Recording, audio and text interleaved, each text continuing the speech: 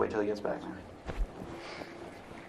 So anyway, you were telling me what you think about Well, what that. I'm telling you is, I have to be very careful about what I think about that.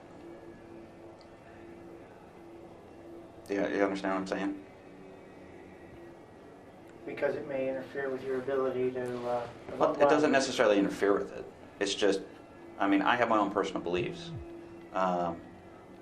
that may coincide or might not coincide with, with my job or my authorities that I carry out. And if those are in two opposite poles, I mean, I'm going to do what I was sworn to uphold and do. If not, then I would quit my job tomorrow and say I can't do that job anymore. If something I was so adamantly opposed to something that the government was doing. And that's good. I mean, you see what I'm saying? Yeah, and that was the ruling in the Nuremberg trials, was that you do have a duty. And see, they didn't even have a constitution like we've got that. They didn't even have a constitution like we've got that they could cite. They convicted the German law enforcement that was acting in total compliance with their constitution and with the statutes that they had enacted leading up to it there, and that were following orders and would face criminal charges if they did not. And the findings of the Nuremberg trial was that even if the, quote, laws of your nation are require you to do this, there is still an unwritten higher moral obligation to not do those. And they convicted him based purely on your conscience should have known better. And that's enough to convict you, even though you were just following orders. And the Nuremberg defense was, I was just following orders, and while I thought that this was wrong, that was not my decision to make, that was theirs, and I was just following their orders. And the Nuremberg verdict was, it doesn't matter that you were following orders, you are responsible for you. You can't push your conscience up to your superior.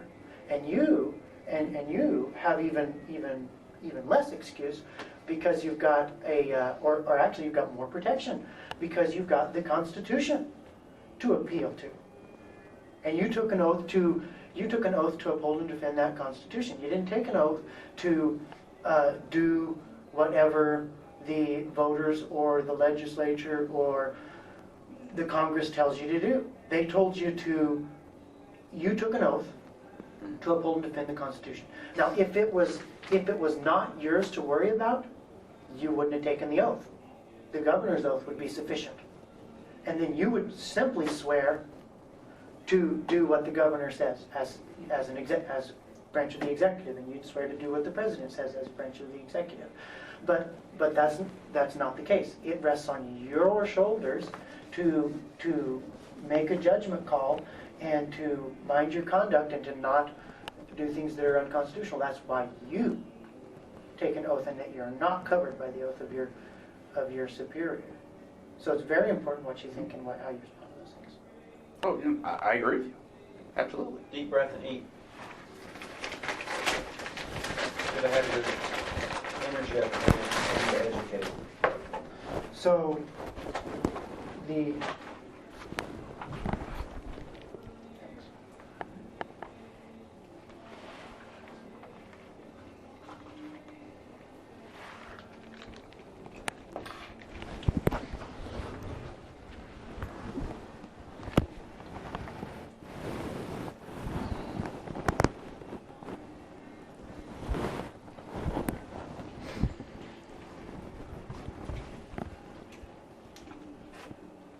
So, let me ask you this while I'm eating. At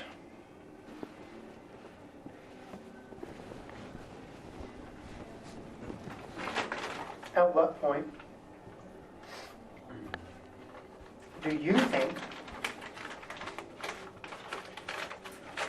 it would be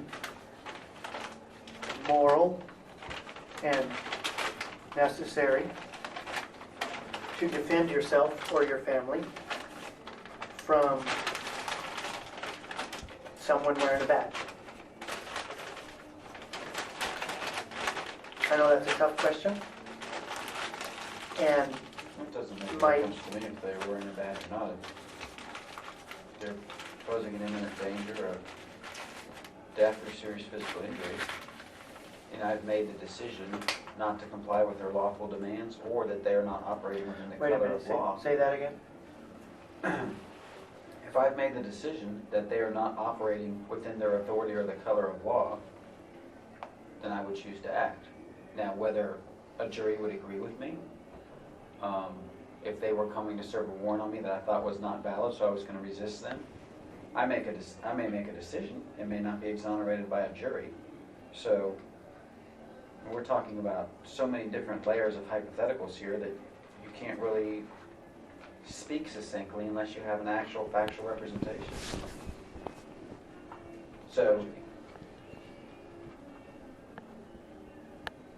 So hypothetically, in your case, do I think that you should resist with deadly force? Troopers are coming to arrest you because you're a fugitive? I would say no. Every time you would be completely illegal in doing that. In resisting with deadly force. Correct. If they were coming to arrest you on a fugitive warrant that had been issued by a court, whether or not you thought it was lawful, I would say there's no situation under which Yep. you would be justified using Warrants. deadly force. Deadly force. And I would agree with If we're you. talking hypotheticals. And, no, we're talking actual, this situation is what we're talking about, right? Well, I mean, that didn't happen in this case. I know. So we're talking hypotheticals because it didn't happen. And I'm not trying to be rude. I was planning on updating my email while you were eating. Yeah. But I don't mind talking. I just don't want you to think I'm being rude. No, I don't think so. How about you? So, I mean, it's the same. I mean, that's the way it is. That's the way it has to be. What do you mean? What's the same? I don't disagree with anything I just said. You would use deadly force to defend yourself from someone. In what instance would you use deadly force to defend yourself from someone who's wearing a badge?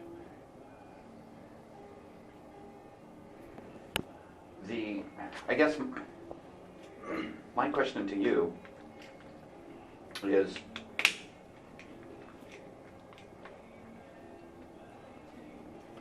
lawful court order from a court says, go and remove these kids from Schaeffer Cox's house. All right? Now, whether you disagree with the order or not, that's completely irrelevant. And we show up and we say, well, the court says, for whatever reason, disagree with it, agree with it, we're supposed to take these kids and remove them to your mom's. Take them to your mom's. Schaeffer can't be around these kids. I mean, what then?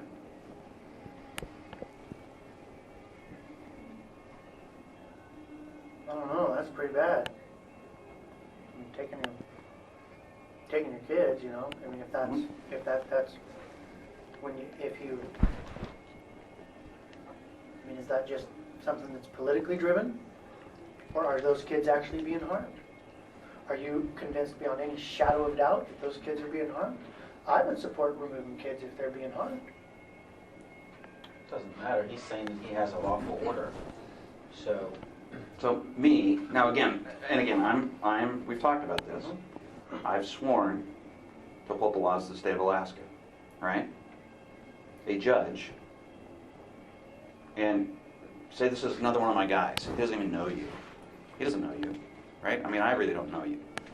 He gets a warrant issued where he is supposed to go and take custody of your children, right? You know that happened. There was a writ of assistance Well, yeah, so... given to AST. But, so say take our today, kids. this And you know, hasn't happened, And AST said no. right? But this is different now. So say this morning, a trooper shows up at your residence or where you're at Coleman Barney's, and they say, hey, we have to take these kids, here's this paperwork, what then? I mean, he's just doing his job. He doesn't know the facts of, I mean, this is an order, you can dispute it in court and fight it all you want through the legal system, and that's where we recommend that you do those things.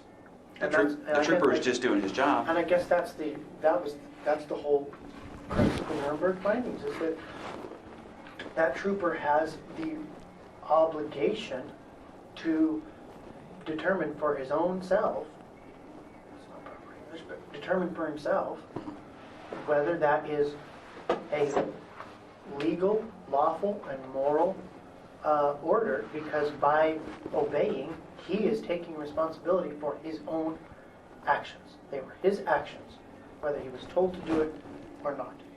Just like you have two little kids, hey, did you spray the hose in the car? You're in trouble for that. Well, he told me to. Well, that doesn't cut it. He told you to, but you decided to do it. And you have to reason for yourself if that is okay to do. And so on an order like that, you'd have to sit down and reason for yourself if that's okay to do. And that actually happened this last summer. AST got rid of assistants to come in and take our kids. And they said, this is that way out there. We're not gonna do that.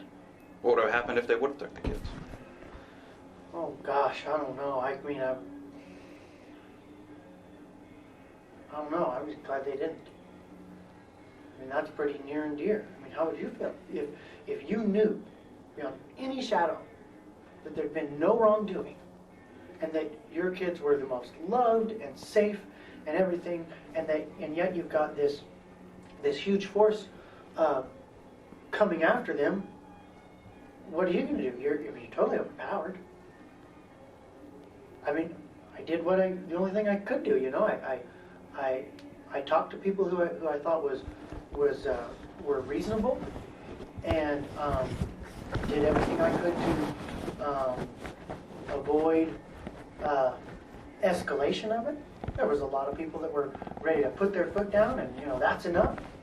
I'm trying to calm those people down, while at the same time there's judges and who knows who pushing this from the other end, which is just exacerbating it, and people are getting more riled up.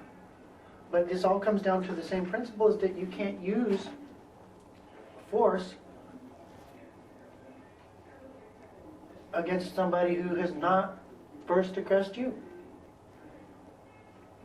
You can't do a preemptive war. You guys, okay, let's look at this from both sides. All right? And by the way, I have been shocked and amazed at how much money has been spent on me and the other militia guys. Absolutely blown away and just shocked and amazed at how much money was spent. How much money's been spent? Hundreds of thousands of dollars. And on what do you base that? How long does this take? I mean, how much do you make in a year? How much do all those guys, make in a year? I mean, there's just a lot of. I know that this is not cheap, man. Do you make the assumption that you are the only thing that I've looked into for a year? No. But I just know that there's, I mean, just add it up. I mean, this big all this hullabaloo is not cheap. I mean, I'm not. Do you think? Are you disputing that? Or are you saying that you haven't Do you spent any think money? that I guess you make an assumption, and you also have to make the assumption that we're willing to spend resources frivolously on investigations. With the amount of things that there are out there to investigate, we have limited both personnel and resources. So our managers devote those investigative resources to the things that potentially are our highest threat priorities. So if you have been investigated, then you can consider that someone deemed this investigation worthy of time and resources. And that's what I'm shocked and amazed at. That this is for what it's worth. And that's because you see these whole facts through one particular set of colored lenses, and maybe we see them through a different set. And that's that's why fine. I'm glad we're sitting down here doing a glasses swap. I gotta make a phone call. Yep. Sure.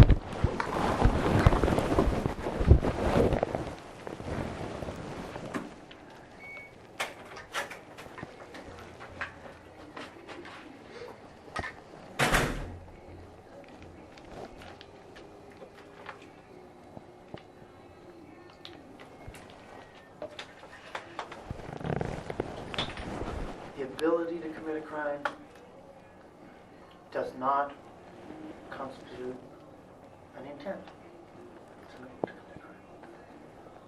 You guys have more than enough manpower, know-how, and resource and capability to commit horrible crimes on me and my family. And we could probably pull off some crimes on you guys. But have you guys committed a crime on us? You tell me. No, Do you think that we have? no. I think the system is moving further and further away from law. But I don't think that you're engaged in criminal activity against me. Have I committed a crime against you? Well, according to those charges, I mean, you've committed a couple crimes here in the state of Alaska. Well, I would disagree. So, Capability of harm does not equate to doing harm. right? You guys are capable. You guys could have pulled a Ruby Ridge. You think Ruby Ridge was a crime on the part of the people that of the agents and whoever that just went in there and shot folks? Don't know enough about it. Well, honestly, I don't know enough about it either, but I would suspect that was probably not necessary. Yeah, I don't know That's a bad really thing. any set of circumstances around that. So just because you are capable doesn't mean you did. Doesn't mean that it would be that I would have any place to call it a crime and tell you had.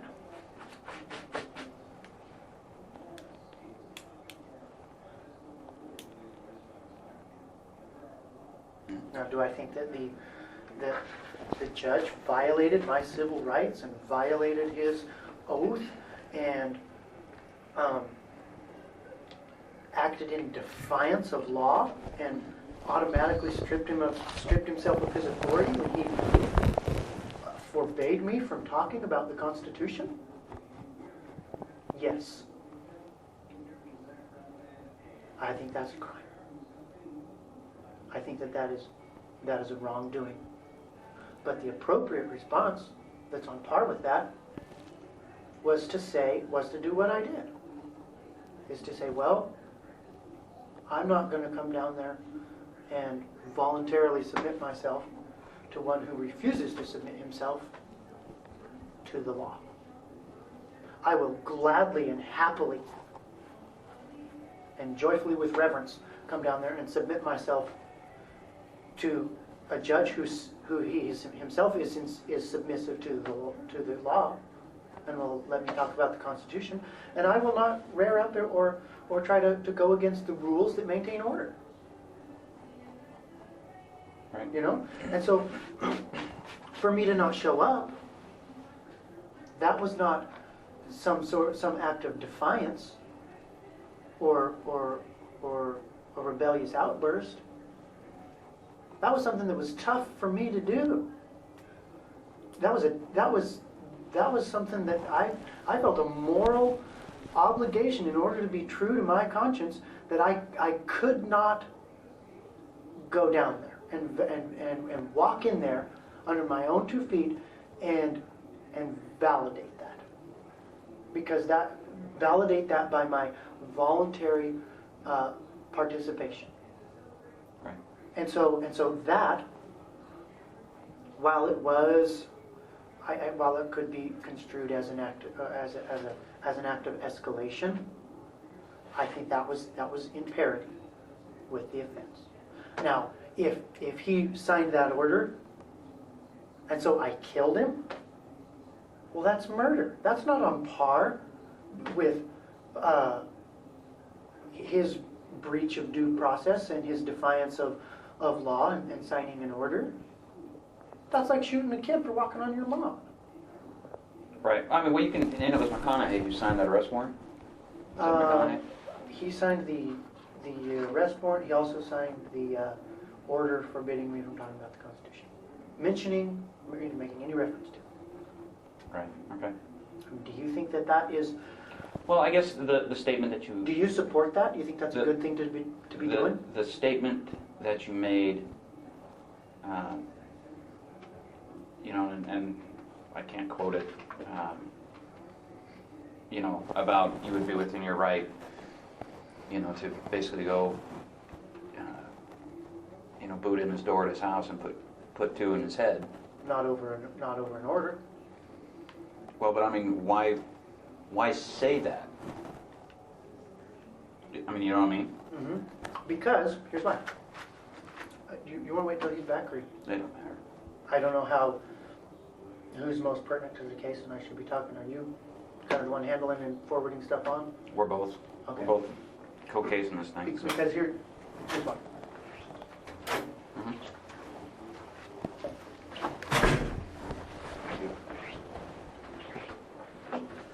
We're talking about McConaughey. Okay. And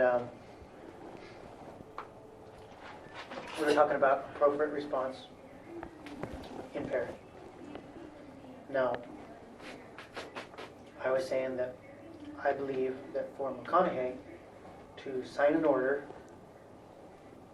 forbidding me from making any reference to or argument with respect to the Constitution, that is a violation of his oath of office, that is a violation of my rights that are protected by the Constitution, that is acting in defiance of the law, and it automatically strips him of the judicial authority that's vested in him by that Constitution. Now, this weapons misconduct in the 5th was a tiny little thing. I mean, I went down and watched guys go into arraignments who had the same thing, and they're just like, "Oh yeah, I'm sorry, I just wasn't thinking, didn't tell the cop," and the judge would be like, "All right, well, we're just going to reduce this to a $100 fine and don't do it again." You know, next guy, you know, "Well, we're not reducing your fine, but we're going to have it go off of your record in 2 years. Pay $300 and it'll go off your record in 3 years." I mean, it's like a speeding ticket, you know, just get dealt with. So, I mean, that would have been the easiest, far and away the easiest thing to do, was just, okay, well, you know, do what we got to do, let's get it over with, all right? But when he forbids you from talking about the Constitution, that put me in a position where, and I really had to struggle with this, because it would be easier to go down there and just ask for mercy and pay the fine or whatever, you know, do 30 days with 30 suspended or whatever the sentence would be. DA even said, "Look, if you'll just plead guilty, we'll drop all the charges and give your gun back." You know, and I was like, well, no, you know, I feel like I need to not plead guilty because I didn't violate that, and I want to not, you know, and my kids weren't being threatened at this time, so I want to see this through, even though it's going to cost way more time and money. But then when you get an order that you can't talk about the Constitution, I feel that I have, at that point, a obligation of conscience to not go in there under my own power, to not condone and give my tacit blessing to his defiance of the law by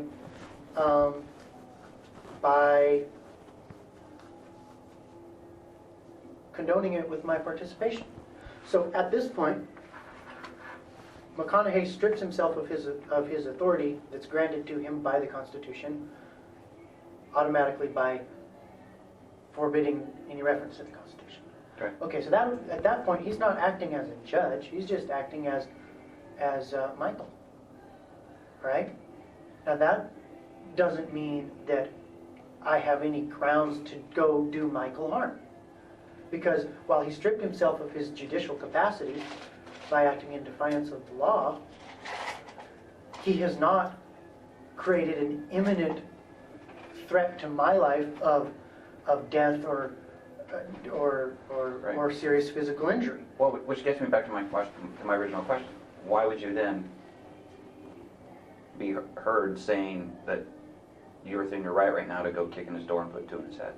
Why would you say that? Because if he is stripped of his judicial authority, and he aggresses you from that capacity, then you would be. Just because something might be morally allowable doesn't mean that it is prudent or even feasible. But that still doesn't answer my question. Why would I say Yeah, why would you say that you would morally be allowable? within your right now to go kick in his door and put two into his head? Because I would be within my right well, I don't think I would be within my right to kick in his door and put two in his head. Right, But if he kicked in my door, right, But we're not talking about self-defense. Nobody's talking about self-defense. We're not even debating self-defense. We all have then a when clear did, understanding. and what I'm saying is when, what we're talking about is the line of self-defense against a badge. right, but And when, I guess and when McConaughey forfeits his authority as a judicial officer, when he steps out, when he says, I'm not going to have the restrictions of that office, which is adherence to the Constitution, then he's stepped out of the restrictions. He's also stepped out of the privilege, which Right. is when you operate within those restrictions, you can kick in somebody's door. When you've got a warrant supported by an oath or affidavit, particularly describing, and you've met all those Fourth Amendment requirements, and you're within that office, you can go kick in somebody's door. But I can't go kicking in somebody's door. Right, I'm just trying to figure out. Because I don't hold an office. Right, And so when McConaughey steps outside the restrictions of his office, it makes him no different than me. And so if he comes and kicks in my But you're door, making an illogical jump there, because McConaughey makes decisions that are reviewed by an appellate court. An appellate court reveals your appeal and says, no, Judge, it was wrong to limit him. We're going to remand this back for further consideration. Then it's his duty to act again. Because a judge or a law enforcement officer makes a mistake that is reviewed by a supervisor at appellate level does not mean that they, from that point on, have no authority. You're making that assumption and declaration, which makes you judge, jury, and executioner. Let's say, in a light most favorable to you, and take completely your point of view, that it was a ruling that was unconstitutional and should not have been made. That still doesn't mean that he has no authority moving forward. It means that he made a decision that a reviewer can review and overturn and change. One does not necessitate the other, and that's where you're making an illogical jump or conclusion that is not factual at all, and it's not how our system operates. okay, well, I'll agree with you on that, with the caveat that when he makes an unconstitutional ruling, which I don't think anybody could argue that banning the Constitution from your courtroom is constitutional. Are you making that assertion? I have not seen either the motion from the judge or the motion from the DA or the order from the judge, so I'm not going to speak Okay. specifically to it. Well, I hear your side of it. Okay. All right. At the moment that he does that, he is stripped of his authority. Now, he's not stripped of his authority when a appellate court reviews it. The appellate court will review it and say, yes, indeed, at the moment that he did that, he was stripped of his authority. So anything that happened after that was done without authority and is null and void ab initio, void from the beginning. That's the way that works. And that's why I wanted to not show up, because then if I show up, if I walk in there under my own two legs, then I have on appeal they'll say, well, you went in there, you accepted the service that he was offering, even if he was outside. Whereas now, if I go to appeal, I'll say no. When his jurisdiction ceased, as I am confident that you guys will determine it did,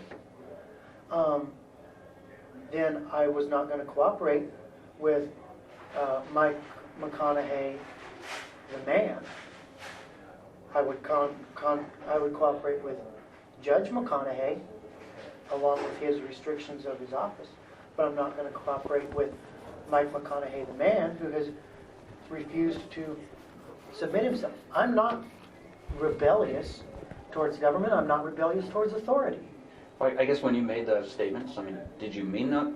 Did you mean that you were going to do that, or would it be the people that you said it around trying to bolster yourself to kind of like, ooh, yeah, okay. That's yeah, probably Schaeffer, macho. You know. But I haven't heard the recording, but I bet you a box of donuts that there is a statement after that to the effect of, well, we might be in your rights, it's not okay or time to do. There is a statement that says, while we're within our rights, this is not sustainable at this point because of numbers, which is not the same as it's not morally permissible. It's that it's not sustainable and they would squash us like a bug. And a jury will view that as two different statements.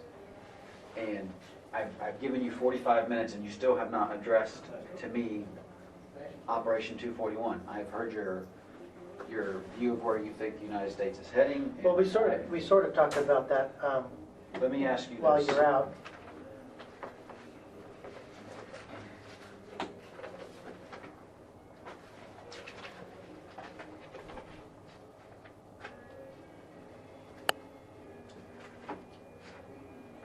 We were addressing that because Okay, February 12th, sometime in the evening after 6 p.m. You just given J.R. Olson's directions to Ron Wall and Bert Barrett's home, and you said, start with these two, they're the top bananas. We start with those who failed to prevent it or could have kept it from happening. That has nothing to do with the Chinese foreclosing on debt. That has nothing to do with Judge McConaughey. That's in direct continuation of a conversation of Operation 241 at Ken Thiesing's that centered around kidnapping and or murder. He's going to get $5 grand in his jacket. I'm calling it $5,000 in his jacket. It says $5,000. That's why. Who's in his jacket? Whose black jacket is this on the floor? Whatever your view It's of in Coleman's. where the United States Coleman says is he's his stuff. irrelevant to me. We won't do that. We can't take it. No, we'll seize it as evidence. Okay. Your operation 241. Never heard about it. Where I'm going. Your command staff. Not at a big full-vote meeting. Yeah, we'll seize it as evidence. But you can't get my anything looks like everything was bus compound.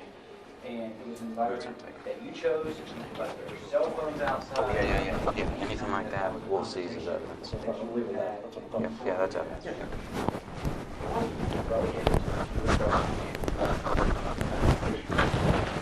So maybe we should just move on from there. Because well, if you think that that was something that was planned and in the works and about to happen, that's just not the case. You're just mistaken. See, I don't want you to just disagree on that. I mean, I want to be real pointed with you. If things got okay, the reason that I've been talking about things getting way worse is because that's the kind of thing that you would only do. When do you think that would be appropriate? You're talking about this 241 plan. When do you think that would be appropriate? after you deal with one more beers in exchange for one more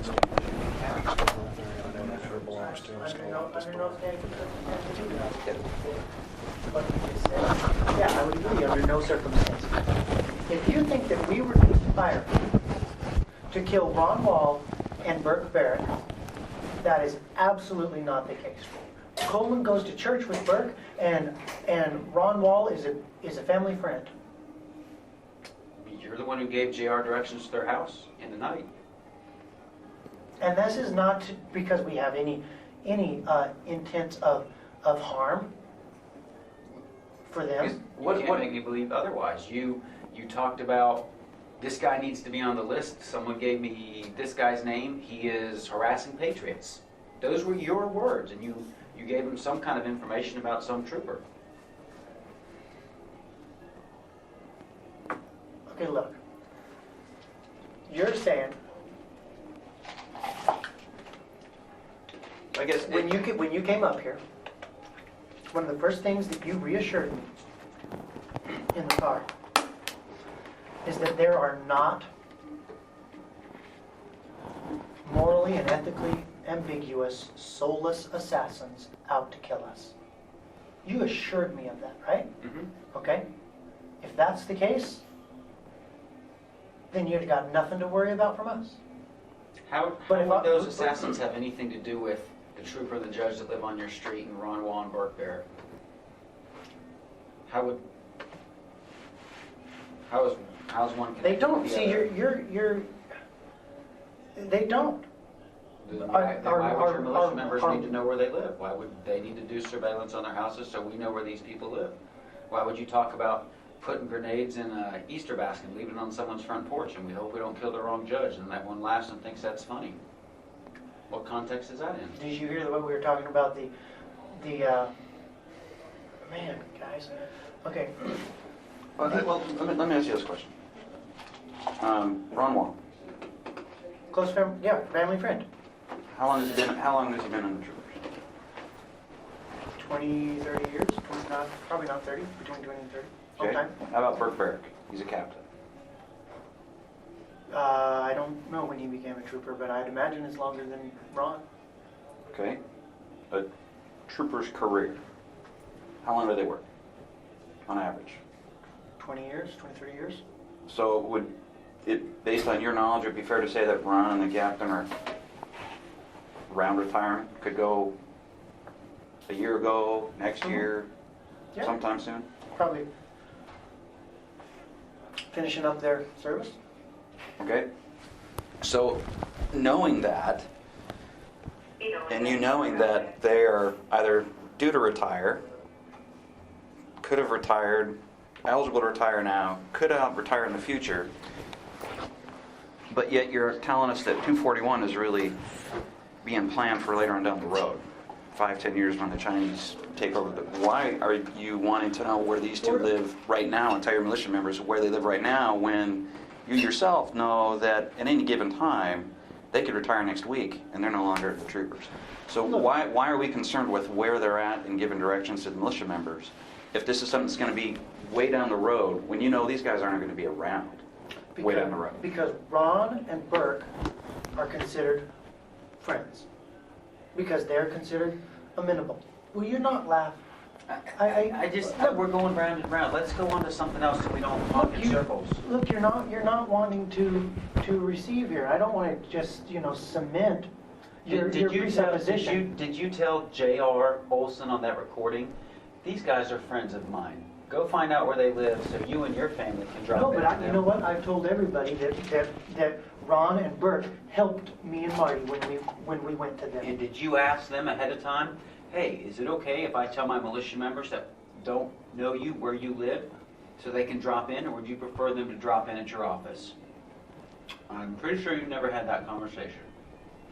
We're just going to agree to disagree. Well, that's true, but you can't say that is $20 million conspiracy to commit murder. Why would you say that Burke and Ron are friends? Yeah, they've helped us. Now, I don't know that they're friends. I have a little bit of I don't know. I guess there's an element of unknown there. But I tell you what, when they were coming after our children, it was Ron and Burke that helped us. And it's good to know where they live, because you know what? If there were, you're telling me that there's not folks that would want to shoot us. I don't think that is out of the realm of possibility. And Ron Wall is actually a family friend. Family of friend. associate. Okay. Yeah. So Ron lived Why- right across the street from my parents. I know his boys really well. Right. We raced motorcycles together. We were good, friendly neighbors. We babysat his kids. How about this? In the context of His wife, his ex-wife married one of my best friends. Your father's church. And goes to our father's church, and I see them on a regular basis, and are friendly. These are guys that if there were morally and ethically ambiguous, soulless federal assassins, which you've failed to convince me that such a thing does not exist. But I'm taking you at your word right now that such a thing does not exist. One of the first things that we would do is go to Ron and Burke and say, look, guys, this is wrong. How are you going to respond to this with your conscience? What you actually said is, they're the top two bananas, we'll stop with them because they failed to prevent this. That's what you said. You don't just go kill somebody. Look, you made the statement, we'll start with them. Those were your words, not mine. Words have meaning. Well, does start with them mean we're going to kill somebody, or does that mean that we're going to approach them first? I guess that's a legal argument. But the context, I'm just giving you the fuller understanding. I wish that you were more receptive to it. Sure. I've heard your point of view, and I don't see it or agree with it. Because as a caveat, I don't see how in your perception and your explanation of everything, say I try to accept that and try to wrap my mind around it and all that, how then does that jive with the fact that on multiple occasions you have told people, Mike Anderson has a list, Mike Anderson can find out where people live, get the list from Mike? How does that jive? Why is that necessary? That in conjunction with your statements that, unfortunately for you, made the media, we know where you all live, we could have you dead in a night, and in the speech that you gave down in Montana, And see, we that's know where all the the type of tyrants thing, live. you know, that We could have all the tyrants dead in a night. You said that on a stage, on a video, that one day you may have to explain to a jury. That's what I'm talking about. And that is, when you're weak, appear strong. Because the truth is, we couldn't. And the truth is, we don't know where anybody lives except our friends. But you understand And that the- words and- do have meaning, don't you? Yeah, just like, yeah. So while it may be a joke to you and a joke to Coleman, It's not a joke. I'm saying, you laugh about it. Well, it may be a joke that you're going to make up wanted pictures and put people's pictures on them and post them around town, and that you task people in your militia, we don't have a picture of Arnie, so go hang out by the courthouse and try to get one when he walks by with your cell phone. While that may be a joke to you, that has meaning to us. Because you put a poster on a corner that says wanted with somebody's picture, and they don't know the intent, and there are people out there who may take action based on that and not realize, even in a light most favorable to you, that it's a joke, and you could end up with someone harmed or injured because of something you perpetuated. And to us, we hear, you're going to make wanted posters of people. We can't see what you're looking at when you say this, but we hear the words, and to us, wanted posters, what's the connotation? Old West, dead or alive, 10,000 pieces of silver or whatever. How are we supposed to get that joke in that context? Well, and how are you putting your friends on wanted posters? You mean like Burke? Or what do Is he- you mean, me? Are they on a wanted poster? No. Did you specifically say Burke and Arnie and the judge were going to go on wanted posters as Hiss and the sheriff and these characters, and we need a picture of Arnie because we can't get one? We can get a picture of the judge from the judicial website. We got a picture of Burke from somewhere. If all we're doing is hearing and we're not in the room with you getting the joke, what do you think we think? This is what I think you think. That's exactly what we think. I wish you could have been there. Let's switch gears totally. What did you mean when you told JR during a car ride that Mike is a good guy because when 30 minutes of my arrest, he went to my house and cleaned out all my illegal items? What did I mean by that? Yeah. Because he came and he got all of the things that would be taken away in an instant like that, like guns and knives. And Is it things. illegal to possess guns and knives in your own home? No, but when you're accused of domestic violence, then you're not supposed to have those.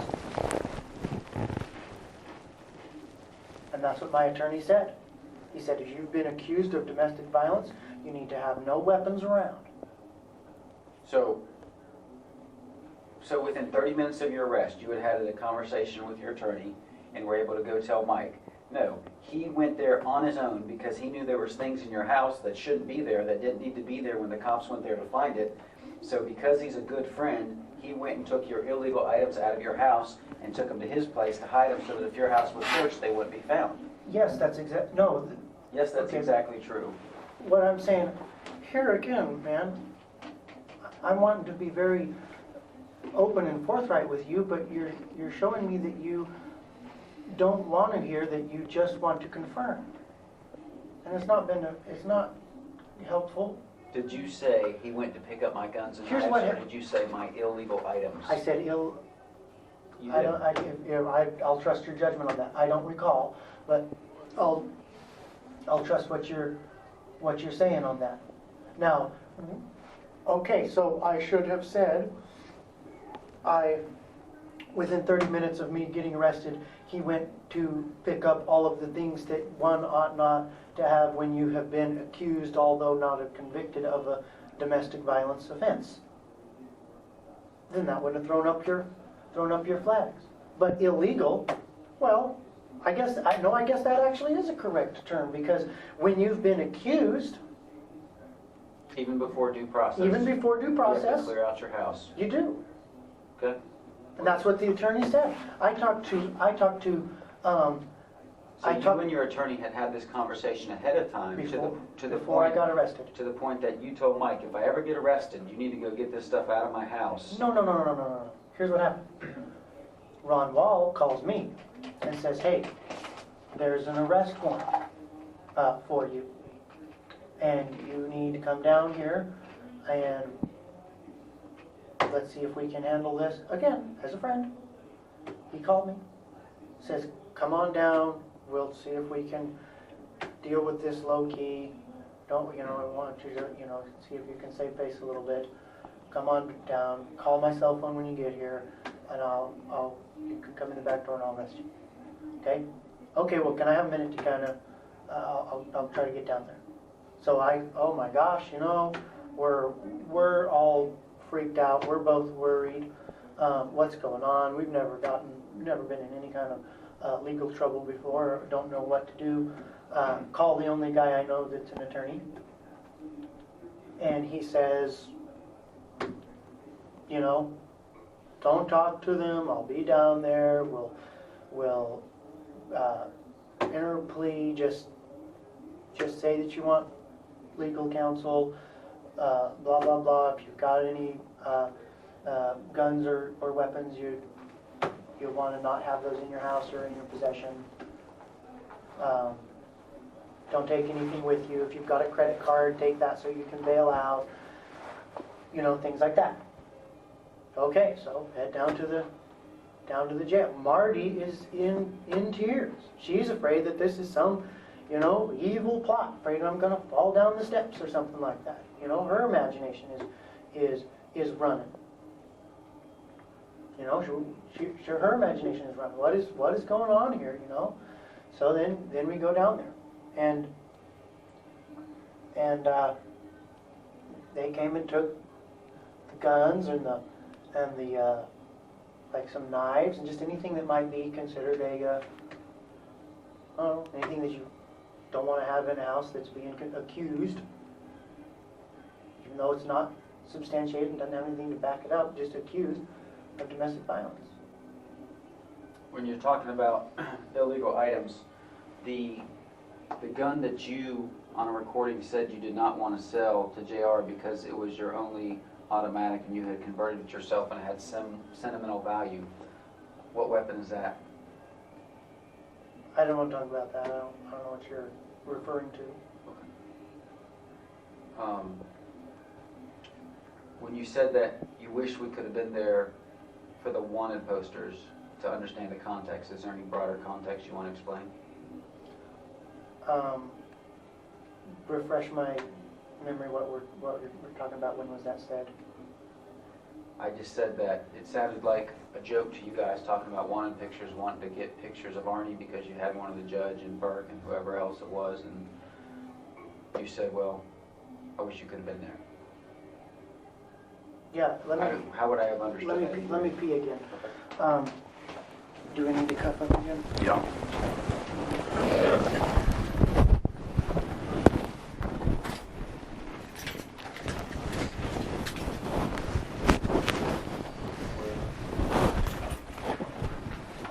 Sergeant.